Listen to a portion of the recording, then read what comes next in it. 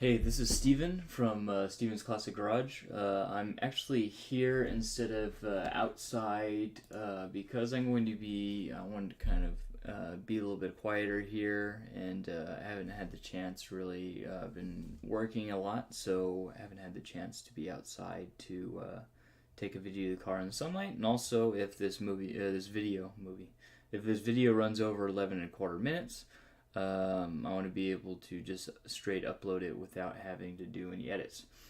So I'm heading to the gym here at 9:45 as you see the bottom, so I have a little bit of time to talk about this.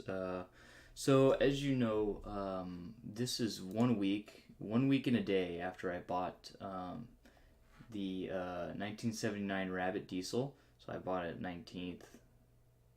No, sorry. I bought it the 13th of last week. I got back from Bahamas the 12th. I bought it in San Rafael and drove it home.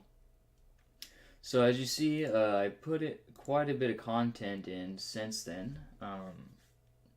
So I'll probably be talking about the Rabbit as well as kind of what's going to be happening in 2019. Hopefully that will... we'll see if I get that all in one video before 9:45. So... basically, I'm going to talk about what I've learned, right? The main thing I'm going to be talking about is the Rabbit. So the main thing that I've learned from the Rabbit is, as you see at the shop.build, I put it on the stand. So here you can see that I have it loaded up on the stand on the lift.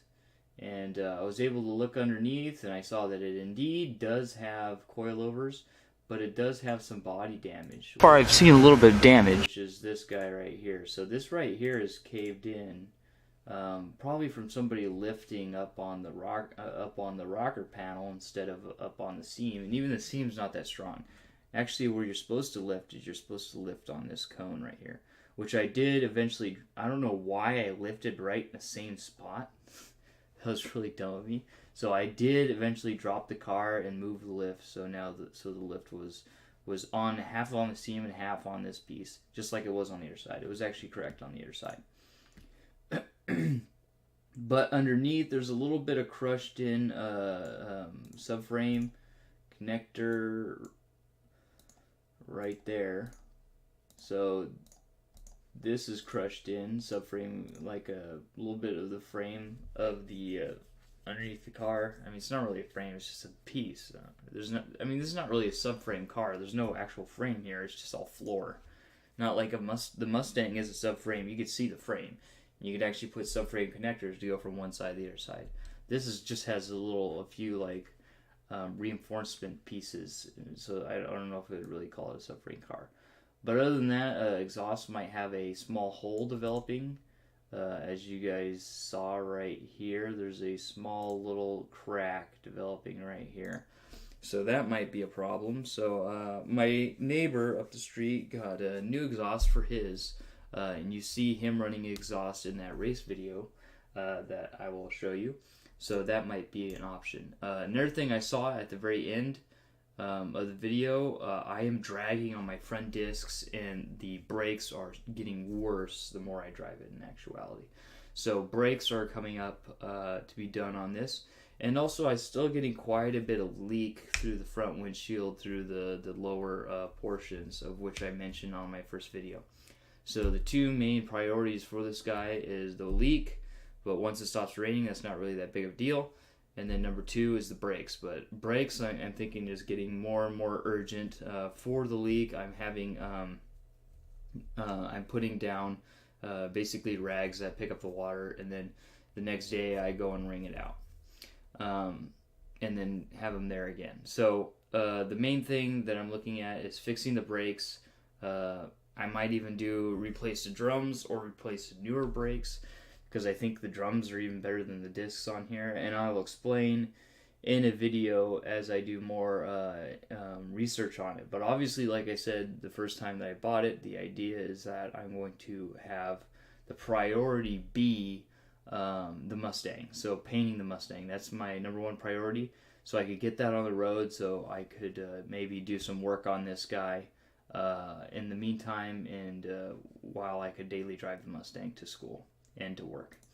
So this guy, I'm probably going to go in and replace a lot of it. But the overall thing is, besides that damage and a little bit of bends on the lips and stuff, it looks really, really good. So car's beautiful underneath. I thought it might have spent a little bit more time in New Jersey than I thought, but overall it looks great. Number two, the body. So the body itself, I'm starting to, the more and more I look around, the more I see maybe some slightly botched bodywork. So there's a little bit of botched bodywork on the down here, I think. And a little bit of botched bodywork here, but other than that, I mean, there's no deep dents. There's like some little something of I don't know if it's Bondo starting rust underneath the Bondo and it's starting to lift. There's definitely some over there in the back left in the driver's side quarter panel, so that also I need to take care of. So down here somewhere, I think. But other than that, I mean, the body is really, really good shape. So body's in really good shape. I probably have rust as far as the body. I probably have rust inside the windshield where it's leaking. So this front,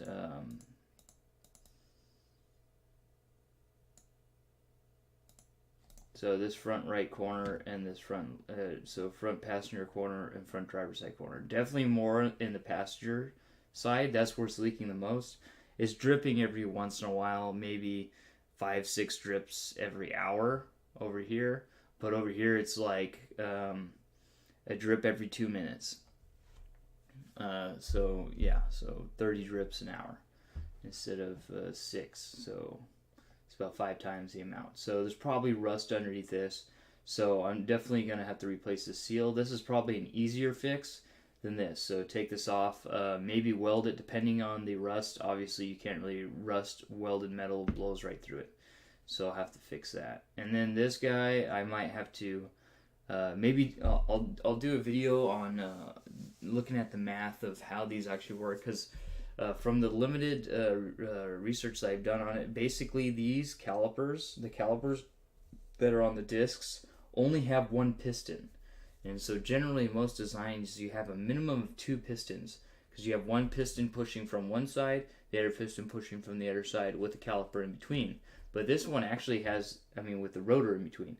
This one actually has the rotor on one side, a stationary pad, and then this other one piston comes pushing a pad, so only one pad is movable, and then it pushes it into the rotor. And then I think what it does with the rotor is the rotor is very thin, and it bends the rotor into the other pad. So the idea with that is that while it's spinning, because it's not being bent by the brake rotor, but by the caliper and the pad and the piston, that it doesn't drag. But when you activate it, the piston, it will push the brake pad into the caliper and bend the caliper towards the pad. That's in theory. So that's the reason why I'm sure that these cars, you have a little bit of pedal.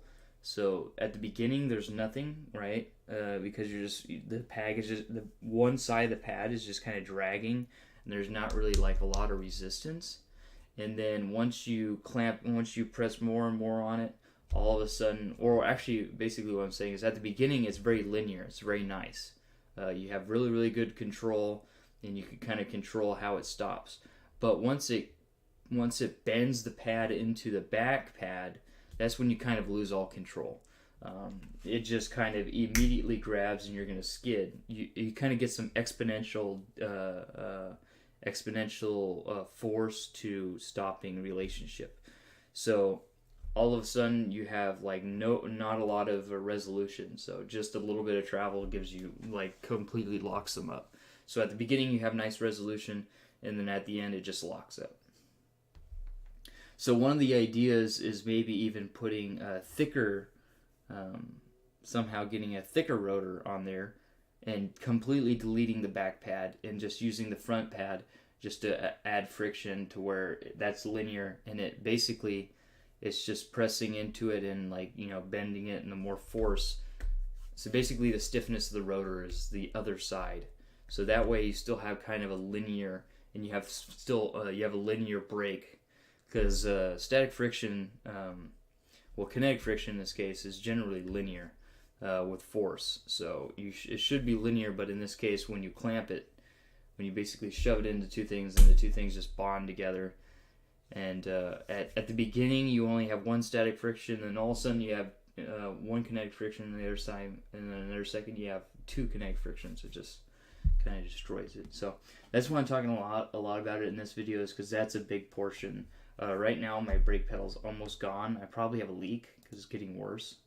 So I'm going to have to check for a leak, but I was very encouraged when I put it up on the lift and I saw that the brake lines do indeed run underneath the car.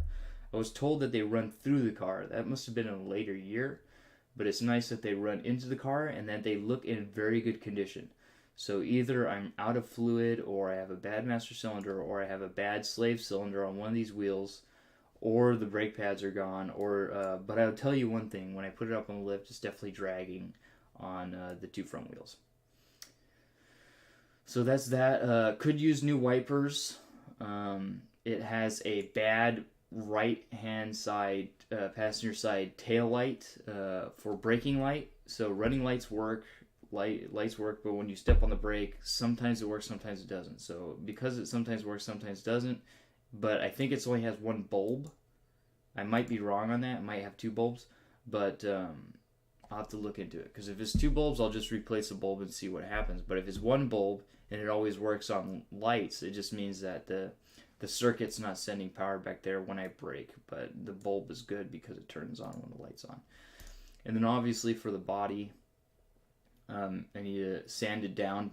I'm probably going to have to go all the way down to bare metal and then use some sort of rust treatment paint, some Duplicolor rust treatment paint or something, to rust treat all this so that it doesn't, so that the rust doesn't come back. Unlike the previous owner where he just kind of painted on top, which is cool. I mean, that's what he's into. He's into the patina showing up. I mean, it looks kind of cool. I mean, I'm not big on that, but I could see how some people would think it would look kind of cool. So that's that. And then as far as performance mods, I'm thinking maybe a turbo and maybe an exhaust, and then shifter bushings, maybe a short shifter. So that's another thing. So that maybe number 3 is bushings for the shifter to get a tighter shifter. So bushings for the shifter, and then maybe some interior lights, because right now all the lights don't work. So the various plastic things that it's missing, and also to free up the chair here. The driver's side chair is stuck. And also it's electric for most of the stuff. I think it's actually electric for the raise, but even moving it back and forth is stuck. So I'm going to change it from electric to manual. That would be the first thing to do, and then also get it unstuck. Redo the burlap on the back tray, and maybe even do a lighter back tray like an MDF or something. And then for the interior, also Speedo doesn't work. That's not as precedent as drivability. So the main one, again, is brakes. What I'll probably do in the meantime, maybe even next weekend, is do a brake bleed on it. Do a quick brake bleed and see how that looks. So here you can kind of see the wet floor and all the little water droplets on the floor from the dash. That would be the next fix. The dash, I mean this guy also needs a new cover, needs a new dash pad. But yeah, to fix the windshield seal, maybe get a stereo. Stereo does not work. And obviously clean out the trunk. But yeah, as far as performance, again, exhaust, bushing, short shifter, and turbo kit. Because I barely beat my neighbor. I got wrecked out by my roommate with his 66 Beetle with a 1764 cc motor, which is 1.7 liter. But here I did beat the 1.5. My roommate's got a 1.5 in his, which is also supposed to be stock for mine, but they did the swap. Oh, another thing for drivability, for gas mileage. Also, like I said in my first video, I do plan on running biodiesel on this guy. I'm going to be running Propel HPR, High Performance Renewable Diesel. Right now I'm tracking my mileage, but as you see, my mileage is probably going to be pretty low because I was doing some quote-unquote slow racing, I guess you could say. Well, it was all out for that car, but it was slow in actuality. Slow racing with this tank. So what I'll probably do is I'll put in another half tank. I will record this, and I'll put in another half tank and record that for my mileage. Then I'm gonna run HPR diesel, and then see the gains or losses. And then what I would like to get is I would like to get an AFR, air fuel ratio gauge, and then tune this so that I make sure that I'm getting the right air to fuel ratio burn at.